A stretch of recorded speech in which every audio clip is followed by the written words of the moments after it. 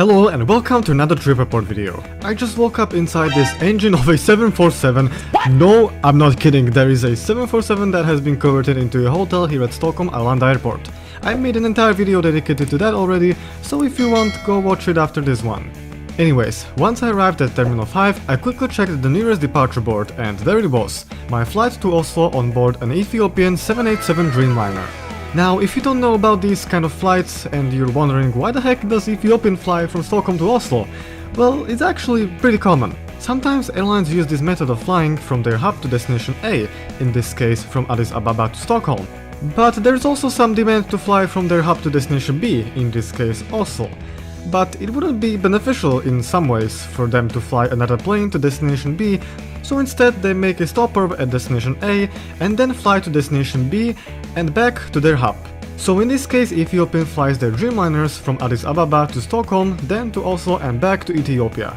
And you know, since not all passengers on board wanna go to Oslo, they disembark the plane in Stockholm, which creates vacancies in the plane to Oslo. So Ethiopian was like, hey, why don't we sell tickets from Stockholm to Oslo so we fill in the empty seats between the two destinations? We're gonna make more money and the plane might not fly half empty to Oslo. What a great idea, especially for aviation enthusiasts like me who love to fly on big airplanes, and that is actually the reason why I came here. To fly on this Ethiopian 787 Dreamliner on a short-haul route from Stockholm to Oslo. So after passing the security check, I bought breakfast in the 7-Eleven store and headed towards the passport check. Now, another curiosity is that despite both destinations being in the Schengen area, we still have to go through a passport control. This is because Ethiopian is an African airline, it's arriving from a non-Schengen area, and there are some passengers who aren't disembarking in Oslo, but continuing all the way to Ethiopia, who are boarding here in Stockholm. So this passport check is kind of necessary for every passenger, even those who are just traveling to Norway. After passport control, I went to one of the duty-free shops and found out that they served hot dogs, and honestly, I was craving for something hot. I just had to buy this delicious looking hot dog alongside an espresso, of course, so I don't fall asleep while filming this Tripreport, since I barely had like 4 hours of sleep.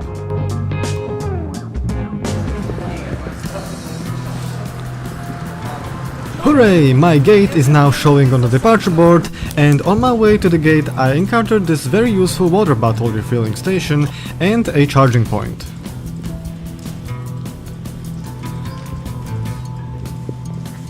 So I arrived at the gate, let's check out the plane now, shall we? Well, I guess it's not here yet. Don't you worry guys, all is good, it's on approach right now. A few moments later.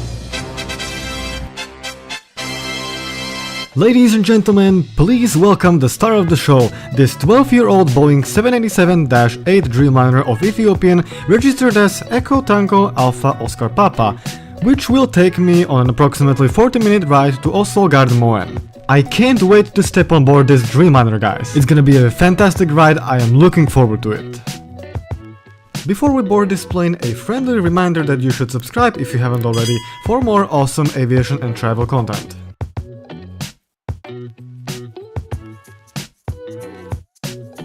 It took a little while for the passengers staying in Stockholm to disembark, but time flew fast and in this case, fortunately, and boarding started in no time. Thank you so much.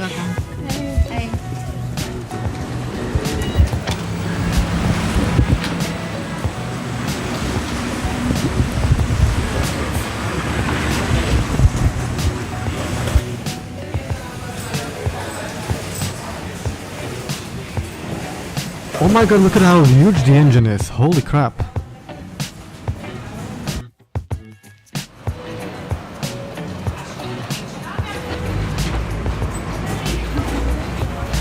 Hello, 29L. Yeah, sure. The other side, please. Oh, from that, yeah, thank you. The other side, please.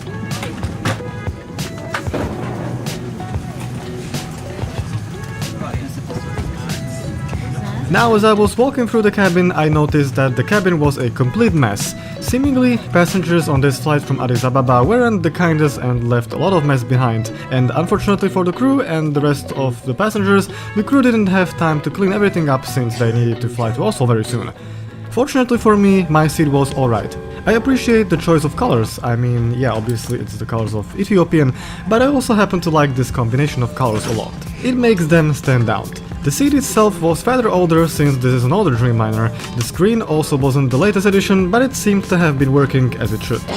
The tray table was alright, even featured a small cup holder beneath.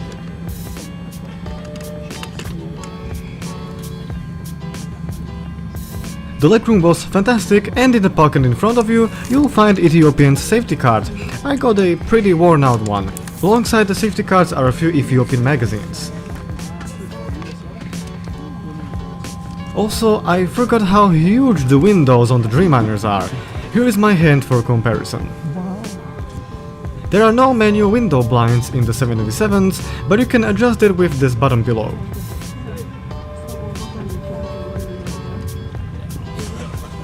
Here's a quick look at the overhead panel.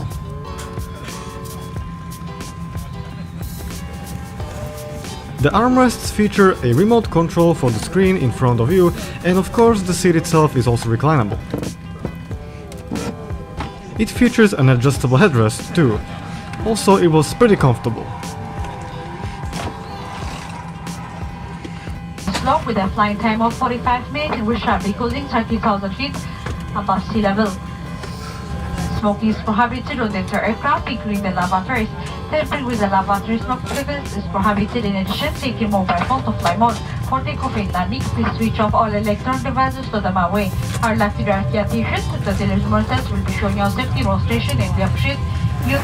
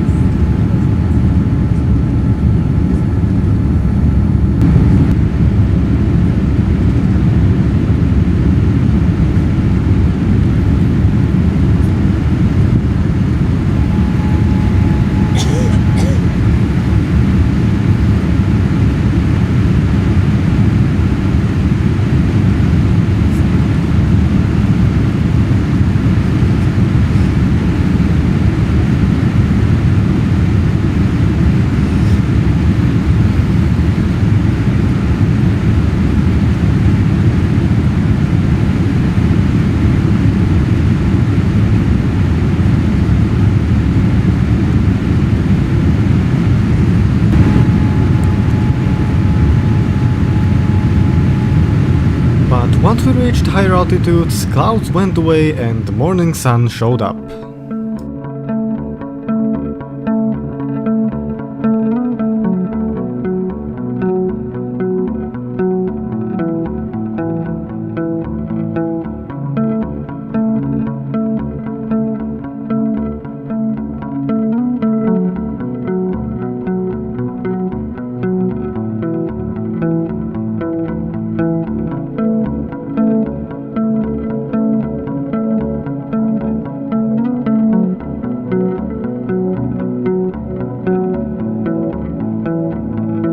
Soon after, the seatbelt signs turned off, and the crew stood up and started handing out pineapple juices?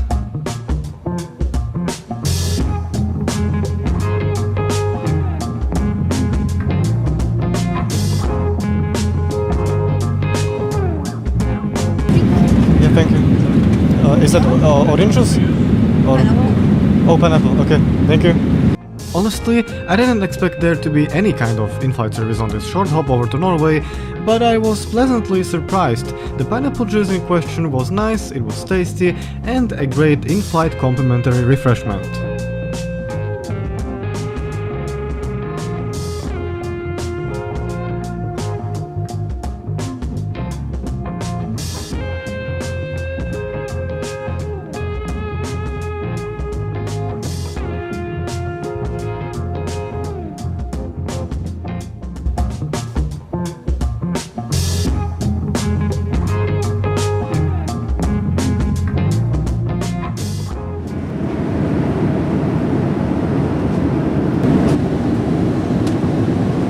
Ladies and gentlemen, greetings from the lavatory of this Ethiopian Dreamliner 787-8. So, yeah, the door mechanism here in this Dreamliner is very interesting. I'll show you once I exit. But, yeah, it smells really interestingly. I mean, I don't know how Ethiopia smells, but this is probably how Ethiopia would smell, right? I've never been to Ethiopia, by the way. This is really annoying. I can't do toilet stuff if this is gonna keep happening, you know? But you got the thing for babies. You do not put the Colgate toothbrush into the toilet. Don't do that. You can put any other. You can put Parodontax, Elmex, Crest, but don't do Colgate, please. This is really annoying. I don't know how I'm gonna piss with this like this. Yeah, anyways, don't worry about it. Let's check out the water.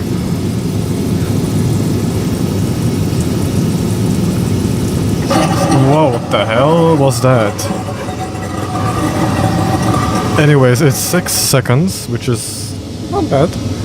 You got a trash can here, toilet papers are there, soap, paper towels, 2 coat hangers, and yeah. And it's also quite spacious. Wait, what is in here? I probably should not open that. Anyways, yeah, so far it's been nice. I think we're already midway or halfway there to Oslo. Wow, we already got an orange juice. It was a pineapple juice, sorry.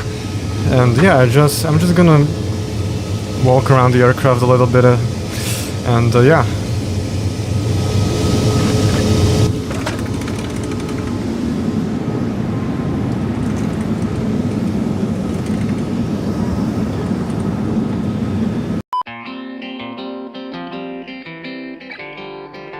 The entire flight was obviously pretty short, and as it usually happens on very enjoyable flights like these, time flew very fast and we would soon start approaching Oslo.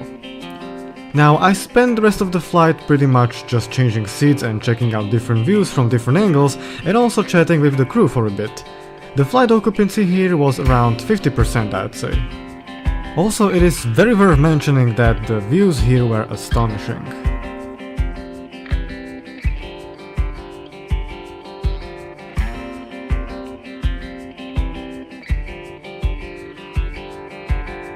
Since the seatbelt sign turned on again, I returned to my original seat and filmed the approach into Oslo from over there. Unfortunately, the weather in Oslo that day was so shitty I couldn't even see the wing of the plane properly.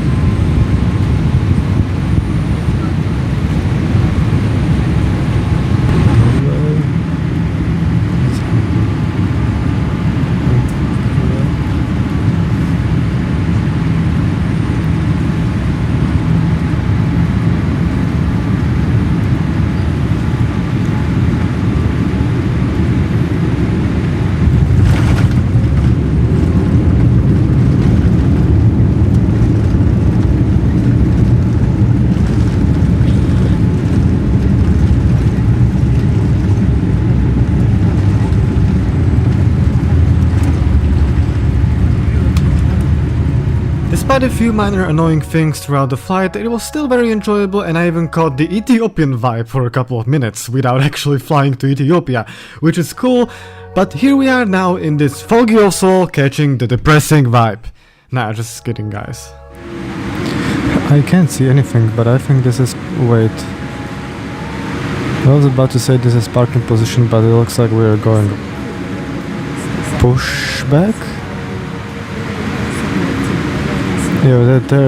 Yeah, they connected us into a towing truck probably, and now we're being towed or something, I don't know, because we went back for a few seconds, I think, and now I can't even tell what plane that is over there. Oh, it's Thai Airways, I think, that resembles Thai. But yeah, I still can't see anything. Jesus Christmas.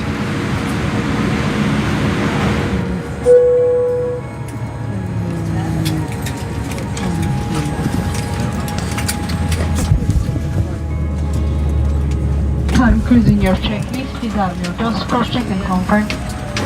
Here are a few more shots of the seats before I head out.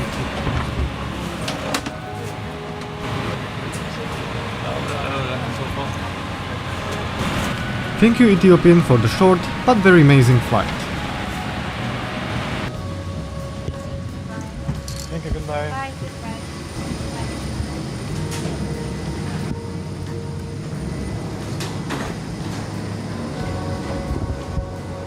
It's so epic that you can fly an airline like Ethiopian between two places which are very far away from actual Ethiopia, and that you actually get to experience the airline without going to its origin country, which is insane, and I love it.